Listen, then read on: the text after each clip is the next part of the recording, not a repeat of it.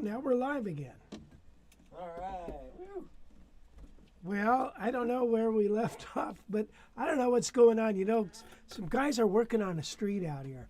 Sometimes it makes me, you know, you think, I wonder if they cut the wire. Well, you think I ought to just start all over? I'd sure like to play that song again. Do it. Okay. Maybe I'll get it right this time. Are we, is it working? It's going, yes. It's going. Can you turn your talking mic up a hair? Talking mic up. There you go. Okay, test. All right, awesome. Go for it. Okay, anybody there? Here, we're going to start all over just because we can. Okay.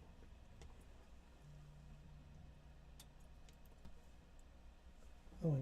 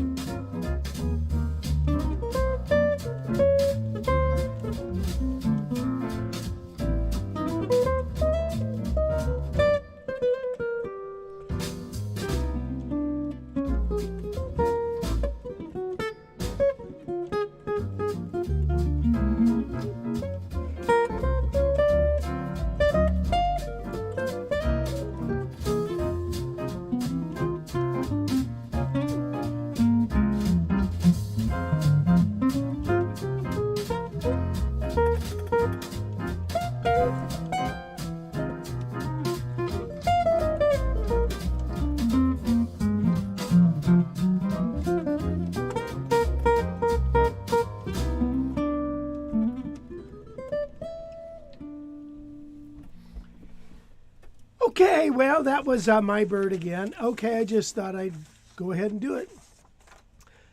We lost our internet.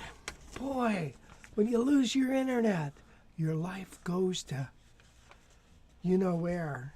My gosh.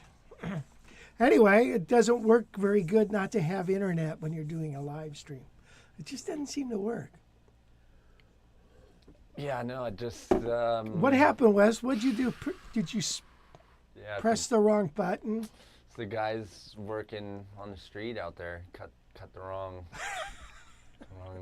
Yeah. the cable. They had 3 choices. And they cut the wrong one, yeah. Thankfully, I ran out there though with some tape, taped it back up. Back up. Got the internet going again. No, I don't know, but my Yeah, internet yeah. at home goes out all the time. Just I licking couldn't it. imagine even attempting a live stream. Although Really? I'm just kind of stealing internet off of my neighbors, so. Oh, God, you can't do that. You go to jail. Man. Hey, we got somebody, Oliver from Paris. Oh, and Louis.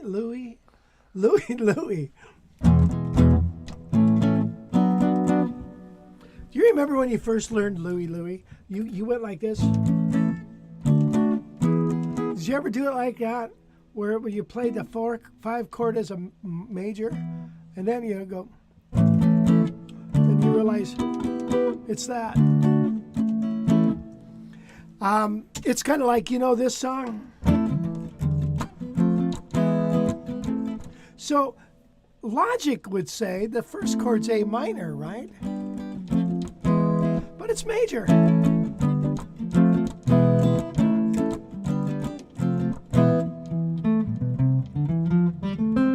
So crazy, huh? Logic and what it really happens is not always the same. Tom from Connecticut, CT. What's happening, man? So anyway, where are we at, Wes? Why don't we just, tell you what, let's play another song. I think I was talking about my fingernails. They've grown since 3:30 this morning. Must be all those supplements I'm taking. What's the price difference between that Heritage and a top line Eastman? Well, the top line Eastman is, you know, $4,000. These, you know, the top of the line Heritage is $5,000. Now, you can't get these anymore.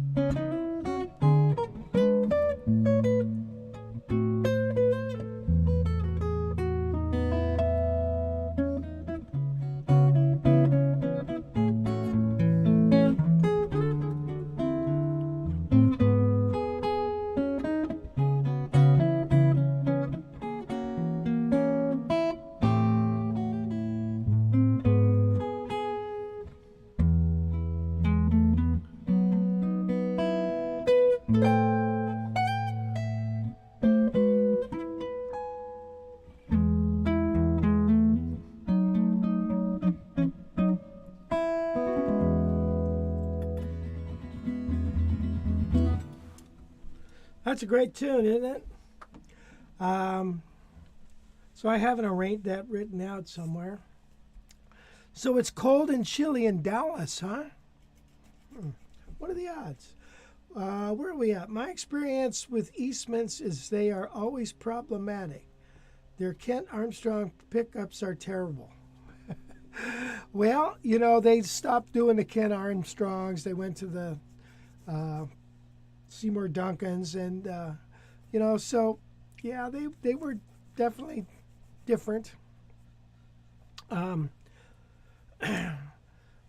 don't think the guitars are so much problematic. They have a very light finish on them, you know, so they are very susceptible to scratching and chipping, as well as temperature changes and humidity changes.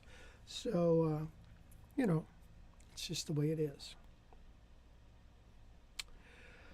So that Beatles song, speaking of the Beatles, have you been watching that Beatles documentary thing on Disney Plus?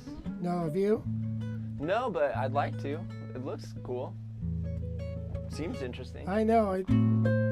Everybody's talking about it. Seems like they put a lot of money into it. At least advertising-wise. I get an ad for it every other, especially here on YouTube. It's like every other ad is, really? is for that for me. You know, the Beatles, you know, I don't know. I really don't think they're going to make it. Yeah, I was just Spoiler alert on the Beatles documentary. Yeah, what do you mean? Oh, hey, you know, already know what's going to happen. And you know what's going to happen. Yeah, that's true. It's like a series about the Bible or something. It'd be like, spoiler alert. Oh well. Yeah. You. Yeah. Don't tell me what happens. Don't tell me what happens. Have you ever played jazz on a telly like your old friend Ted? No, I've never taken a telly and put on real fat strings. You know, he tuned it down to minor third too. Well, his E chord was a D flat, so you could take, you know, big fat strings and they feel nice and flexible. So it's pretty good. Yeah. So you know the Beatles. Gosh. Who was I? I was just listening, you know, the Beatles channel on Sirius FM, and they were talking about Decca Records, and they were playing the audition tapes of the Beatles auditioning for Decca. And then, of course, as you know, the Decca passed on the Beatles. And it's like one of the major blunders that anybody has ever done. And then they passed on several other Brian Epstein acts. And when you go down the list, it's like, you gotta be kidding me. And I forget who they signed instead of the Beatles. It was something like the Tesco Del Rey's or something. But then they did sign the Rolling Stones. So I guess that was their saving base. No jazz. They're saving base? They're saving base, yeah. What's up with the Guild Manhattan? Well, it went bye-bye. Bye-bye. Same with the Gibson 175. Somebody snatched up that. I've got this guitar that I'm working on. Let's show them this one, Wes. Well, as you can see, it's a Ibanez, like a Lawsuit L4, and I've had a couple of these before. And I'm right in the middle of redoing it. The guy who owned this, I bought it locally, played with the group, the Gap Band. Anyway, so, you know, I cleaned this up. I had to take the jack out and, you know, fix that. The pickup covers are really ugly. So I got some new pickup covers. I'm going to put those back on. I need to do something with this gash here. So I need to the pickup, the pick guard goes over most of it. So it leads me to believe that this guitar was played with a pick, strumming without the pick guard, and that's what happened. So I'm going to just kind of fix this up a little bit, but you're only going to see that much. And then, but the fretwork's beautiful on it. It's same frets, and they're nice. And this, by the way, this guitar sounded totally bitchin'. So that's why I bought it, you know. And the tuners, by the way, the tuners were okay, except one tuner was broke. And so, you know, it has those shallow type tuners. So I'm going to, but one of them went broke and they put on a silver one. So, yeah, that sucks. So these tuners are going to be the Grover, you know, those kind of Grover tuners. So anyway, I'm going to fix this up, and the body's in beautiful shape. That's the good news. This isn't too bad. So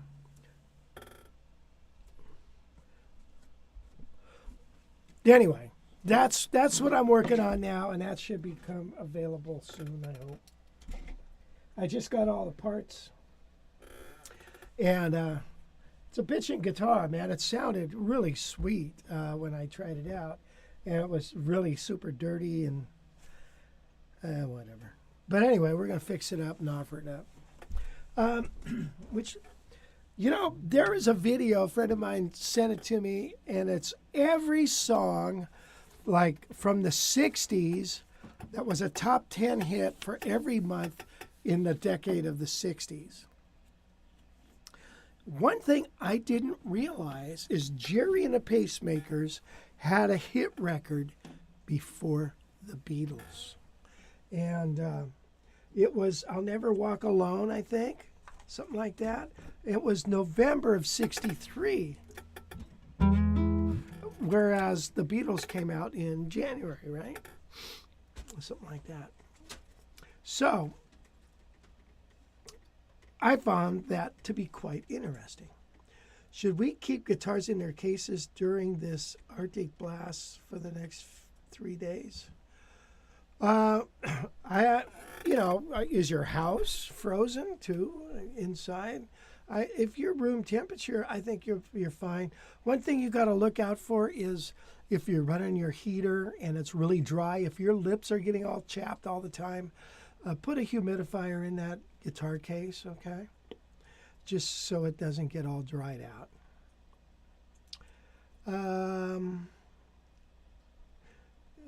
What else am I missing? Strumming on a jazz box is a bad idea. Yeah, I agree. I agree with that. Although, you know, I look at my guitar and I don't know what it is. I've got pick marks, you know, like it looks like I've been strumming, you know, so I like, you know. So,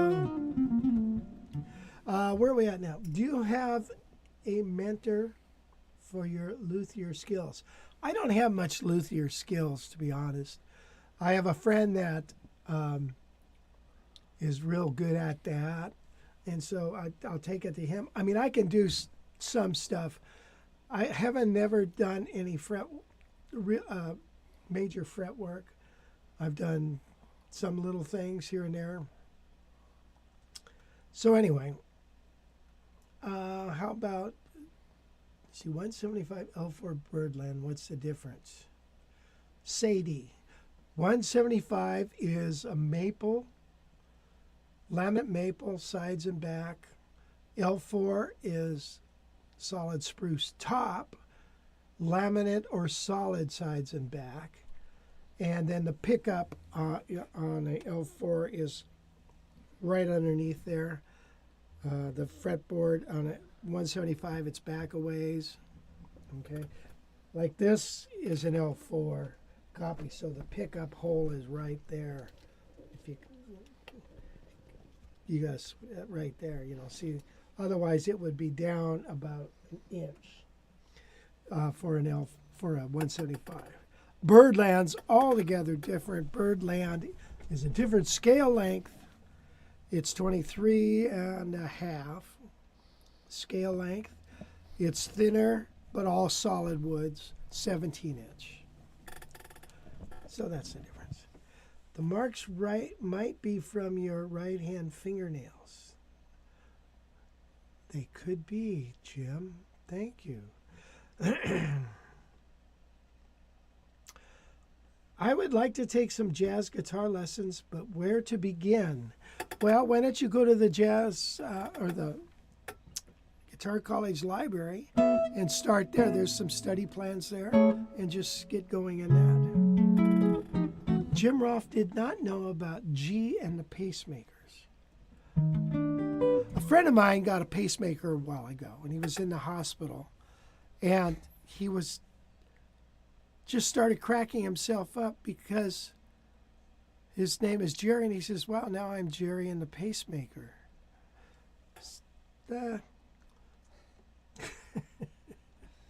He's obviously a real funny comedian. He's a funny guy. Funny guy. Wow, that was a really funny joke. How do you like the sound of this? Nice sound, huh?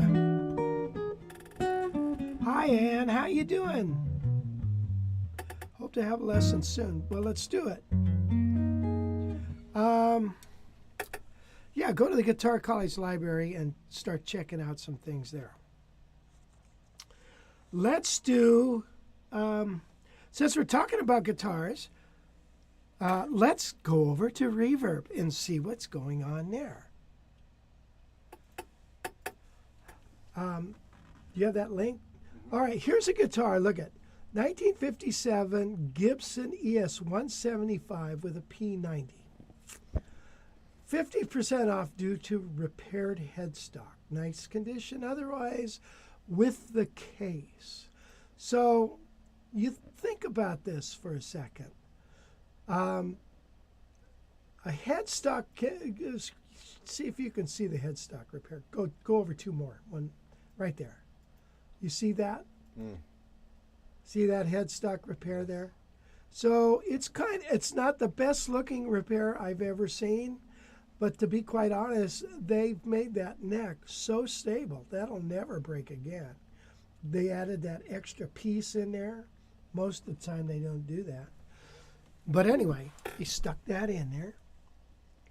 And when you do a headstock repair, especially nowadays, it can look like it's non-existent. The luthier I know can do it and essentially make it look like it's never been repaired. But this guitar, the fella is honest about it, and he's saying, you know, hey, look here's a 1957 175. It's got a headstock repair, but it's a lot cheaper. So normally that guitar would be about $7,000. So there you go.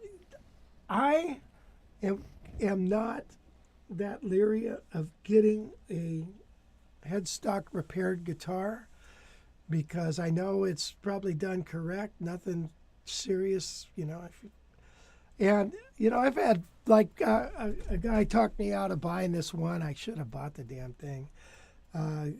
It was a 330 from 64 or something, which I like because it's got a shorter neck on it. And but it had a headstock repair. But if you're buying them to play, who cares? You know what I mean? The guitar will still go up in value. It's not a collector guitar, but it's a good playable guitar. And like I said, if it really bothers you, then find a luthier to make it look like you can't even see it. So I would never be afraid if you're buying a guitar to play. Okay, so I just thought that was interesting. I thought we'd do a little thing talking about a broken headstock. Because when these guitars fall over, they crack. You see, because of the pitch. You see the pitch of that? You know? So the grain of the wood, you see, this was one piece. This was one piece of wood here, this block, and they carved this out of here. And the grain, see, the grain is supposed to go straight, but now the grain is stopping, and it's going down here. You know, so this is a weak area. So when you pop it on the ground, it could break. Did you have a question, Wes? No, I actually was the one that knocked that Howard Roberts off its stand. Gee, Wes, I wasn't going to bring that up. And yeah, I felt awful about that. No, you know what? That guitar, yeah, as soon as you break the headstock, oh well. But it all worked out. I had it fixed. You couldn't even see it, but I did trade it for another Howard Roberts that I have now, and with some other things. And it all worked out. So don't worry about it. Hi, Kirby. In the 80s, I bought a Gibson 175 with a case for $150. You should have bought 100 of them. I would never buy a headstock repair. I heard they have tuning problems. I don't believe that. But, maybe you heard that. I believe you heard that. I have never experienced that yet. I don't know why they would. It's not like this is flexible now. It's not like moving, unless it's a bad headstock repair. If you fill that full of glue, it's stronger than anything else. Okay, so what else? What else we got here? Good morning from West Hills, Kirby. I was browsing around a few sites this morning and came across a posting to check out. A 1964 ES 175D advertised for sale at Retrofret for $12,500. Holy moly. Where is it going to end? It never ends, does it? Kirby, you had asked me about a 359. Hey, Wes, could you go back to reverb?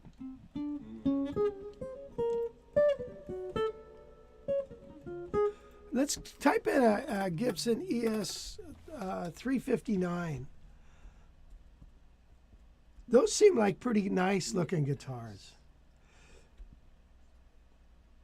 In any opinion on putting a 1314 on a Gibson era ES3 to get a fatter sound? Yeah, well, let's go back to, let's answer that question. This is a 13, 15, 20, 28, 38, 48. And yeah, the fatter the string, the fatter the sound. So yeah, sure, go ahead. Put it on there.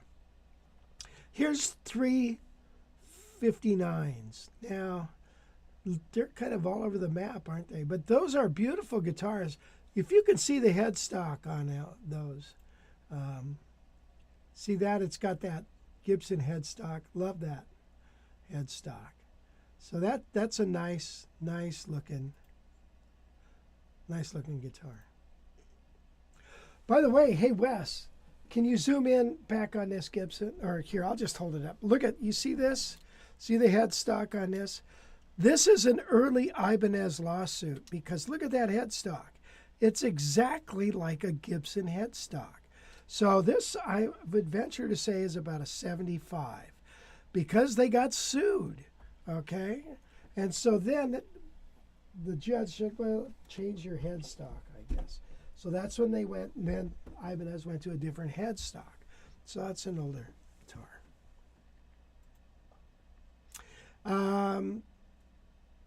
Anyway, those 359s, pretty nice guitar. All right, let's play some more music.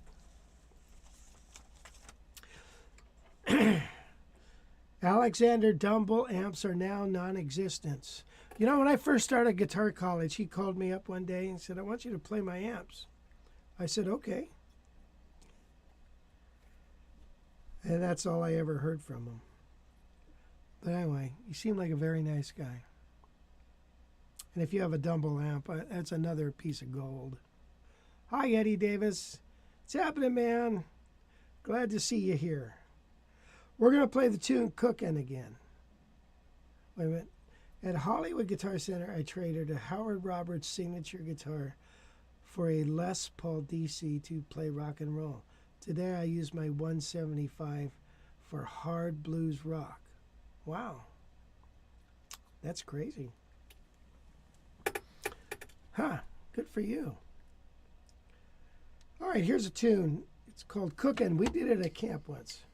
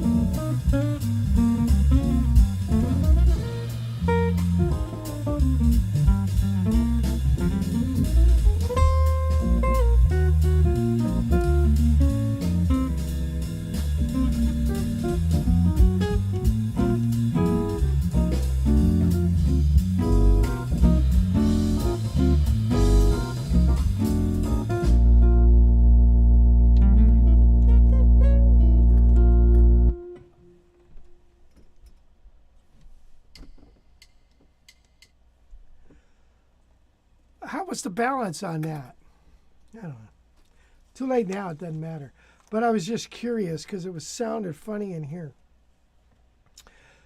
Solid wood for the 359. I don't know. No, and I just saw a post here. What? So Alexander passed away? Wow, 2 days ago. Wow, I didn't know that. Oh, that's too bad. Nobody's getting out of here alive. I'm sorry to hear that, though. That's too bad. We'll have to do a little thing about him. Yeah, I have a friend that Steve Travato. He's got one of the Dumbles. I think he still has it. Is that him? Yep. Wow. Wow. Huh. Did it say how old he was?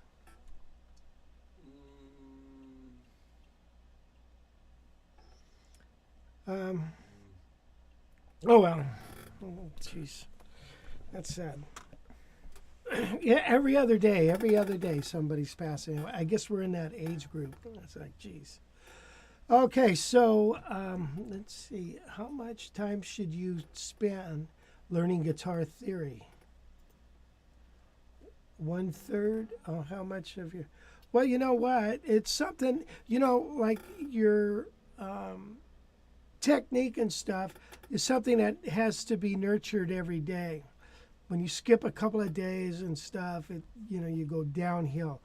Generally, your music theory isn't so much like that. Once you learn it, but you do have to use it a little bit in order to keep it. But once you learn it, you learn it, and then you use it. So I would spend as much time on it as you can, get it over with. Yes, Jimmy Rolfe, that was Cookin'. That was the tune by, oh geez, who wrote this? Who was that, Eddie? Clifford Brown. Any suggestions for exercises to get your left hand fingers to stay close to the strings? My middle finger pops up too much. The same thing when I'm driving in the freeway. Driving LA, the middle finger just keeps popping up. Jeez. I don't know what to tell you on that. Just being conscious of that and keeping your fingers as low as possible. Some guys have really flyaway fingers, and they still can play pretty good. But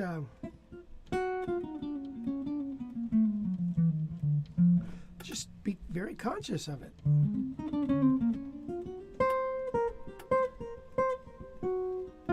So yeah, Cookin' is the same changes as Bluesette. Bluesette has a few more though.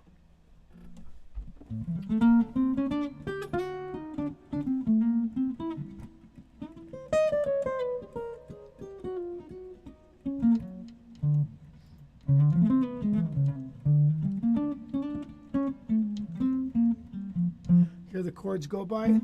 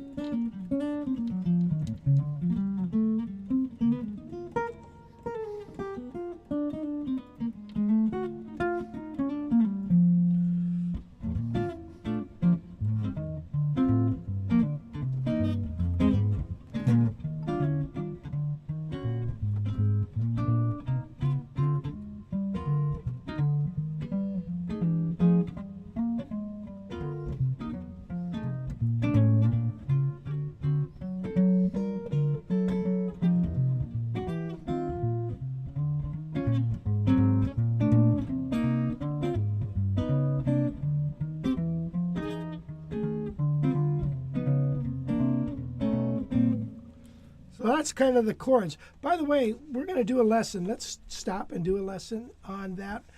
This is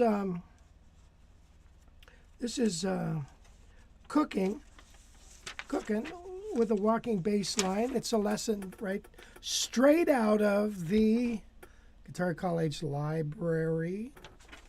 Let me show you the first 4 measures, okay?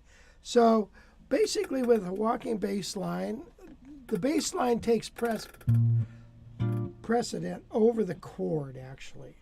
Now, the first chord is a B flat major 7, which I can't play, so I'm going to just play a 6th. So I've got 1, 2, and then I'm doing this 6th here. 3, and then 4. So.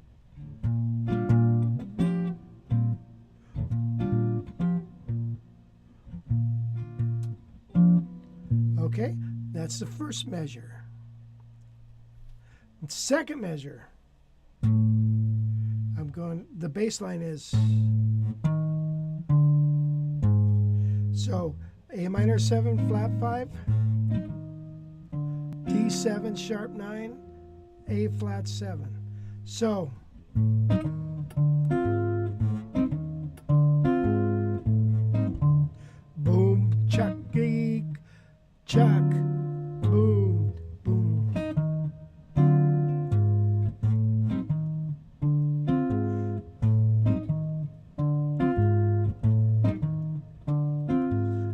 get that motion going. So, but now we have.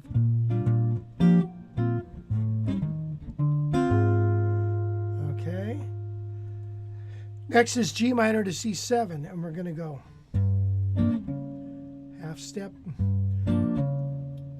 above the target chord, and then a half step above the target chord of F minor.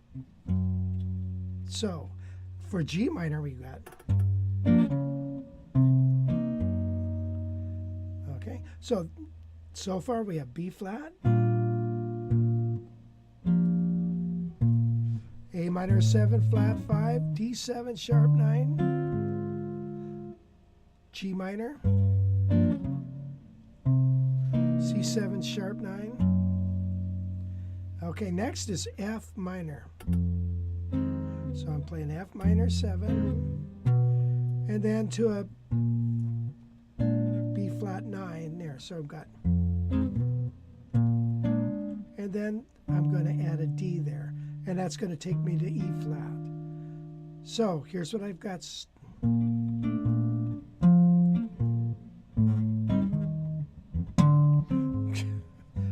Bad fingernail.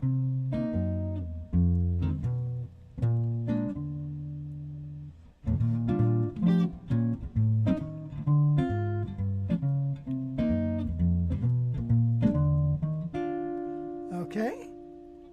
So if you like that kind of playing with a bass line, it's so much fun when you play with somebody who can do that, because it just sounds so much better. You know, I've played with guys, and it's like, okay, so I'm playing with them while they solo. You know, I'm going.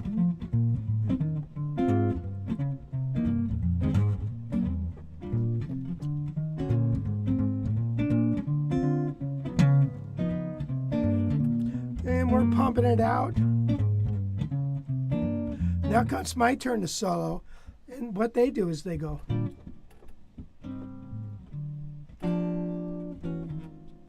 So I got to imagine the bass line. So it's like, oh, come on, man, play some bass line. So it makes it more fun for everybody if you can do that. So I would recommend you get that lesson by all means. What do you think, Eddie? You think that's true? Yes. Yes. Mugroso Rich, Daniel, Muy, hello. Will Ray 77, WC Ray. What any suggestions for 77? What's the 77? Probably how old that guy was who died. Oh, wow, 77. Yikes. Gosh, that's young. Doesn't seem young when you're 15 years younger. You know what I mean? An old person is, they say, is, everybody thinks is somebody 15 years older than them. So if you're like 50, you know, somebody 65, yeah, that's old. You're 70, somebody that's 85, yeah, that's getting old. But 77 when you're 70 is not that far away. So anyway, bless that boy. He sure did a lot for the guitar amp world. Which, by the way, I have another friend, Ray Lavala. He passed away, who built amps, wonderful amps. They didn't catch on like Dumbles, but who wrote Cookin? Clifford Brown. All right, where are we at now, Wes? Let's do another lesson. This is Diminished lick number 4. This is a very cool lick. So a diminished is around a flat 9 chord, especially, and it brings out the 13. So the chord, even like this, you can play it over that. Over that.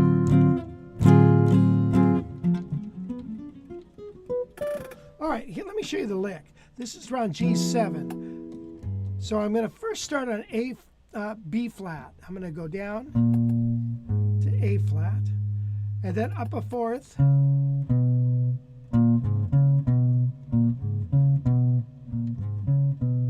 and then now up a fourth,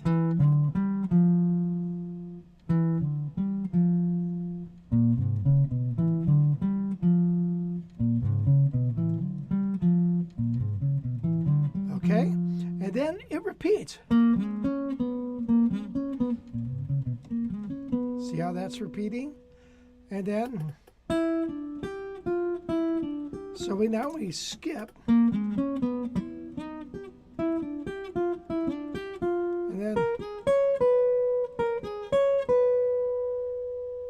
and then, yeah, there you have it. So,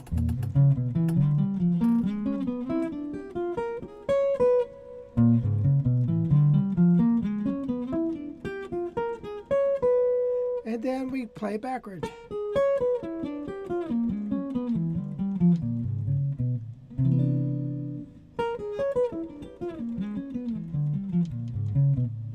Right, G7 resolves to C, right? So, oh.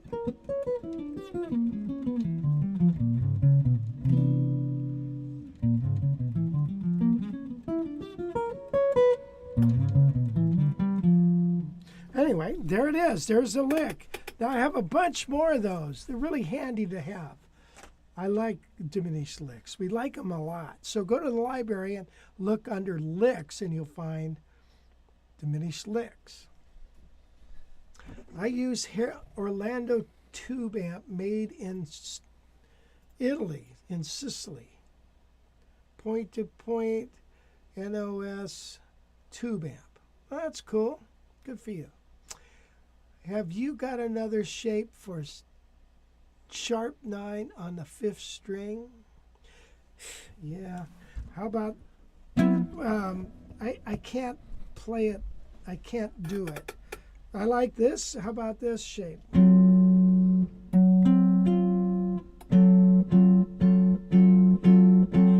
So here's, okay.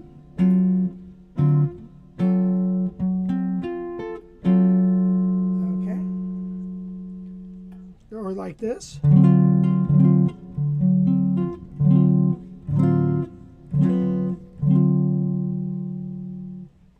How long have your heritage? I've had, got into heritages, I don't know, a few years ago, and I've been playing them ever since. Eddie, wherever Eddie Davis, he came to camp one year with a heritage, and I thought, wow, that thing sure sounds good. By the way, so, oh, never mind. Let's go, Wes, anything new, Wes? Help me out here. New? Anything? No. What do you want? Okay. There's a question you missed, though. Did you? Where? See can you play a quick version of Satin Doll? Oh, yeah.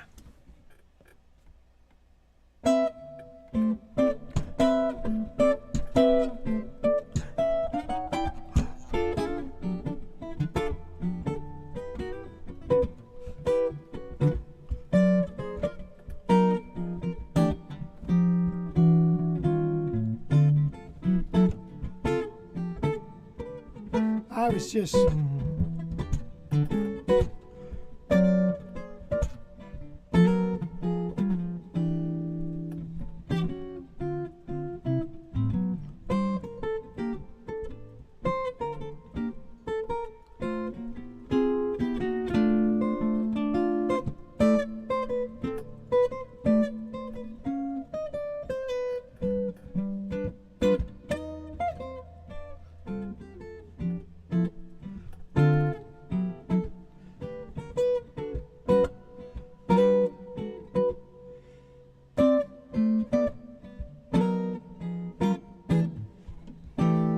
So on Satin Doll, sometimes it's played, guys play it a half step, or they might go. And then on the speak Latin part, this part, sometimes you could play it like that, or you could play it, I like this chord here. Or you could use, you could do several things. Here on the A flat to D flat, you could go to E flat 9.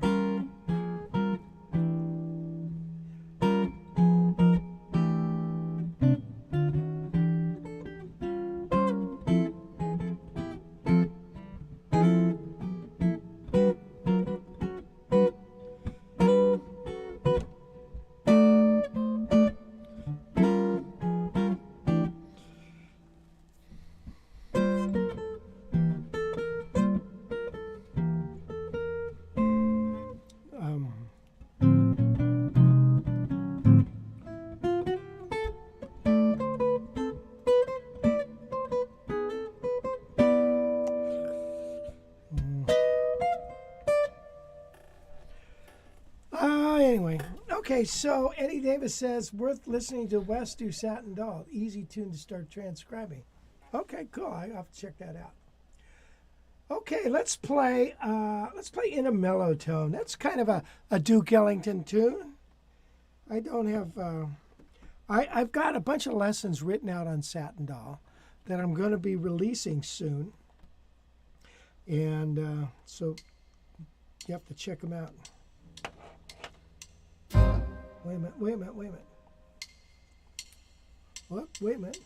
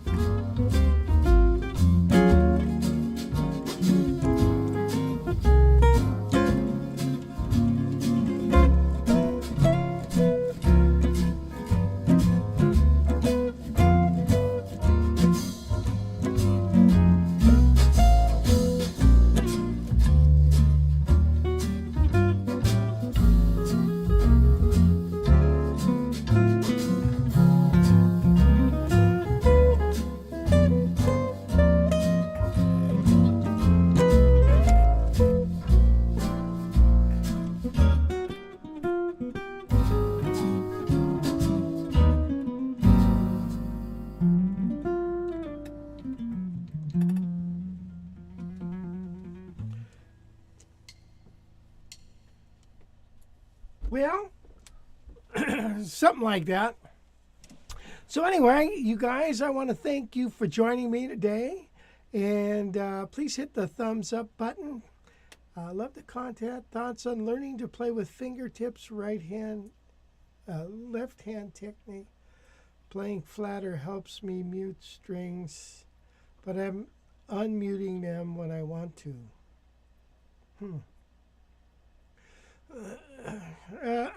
Well, I don't know. I don't quite understand the question. Thoughts on learning to play with fingertips, left hand technique. Okay, playing flatter helps me mute strings, but I'm having trouble unmuting them. I don't know. You know, find a technique that works very slowly, and then you have to develop it.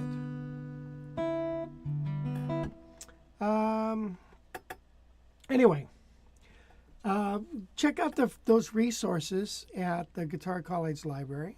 Check out the library to begin with.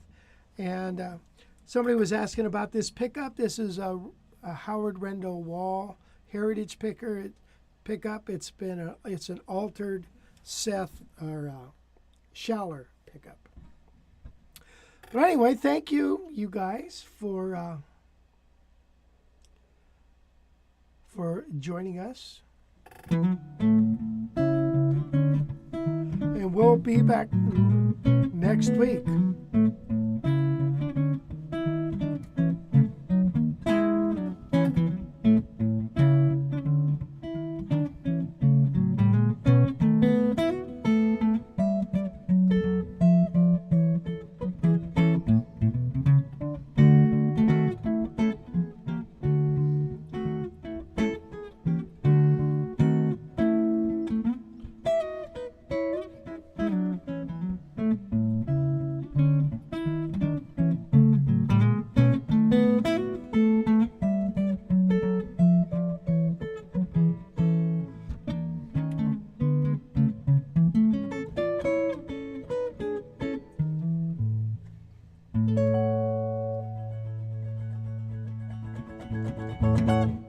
Okay, you guys. Hey, I will talk at you later.